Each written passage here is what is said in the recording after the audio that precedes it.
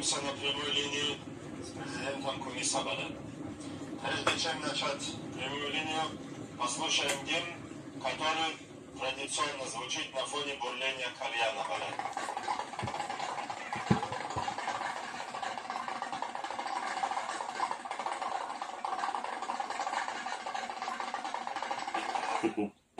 Президент сказал, что уже поиграл в телефон, и мы можем продолжать прямую линию.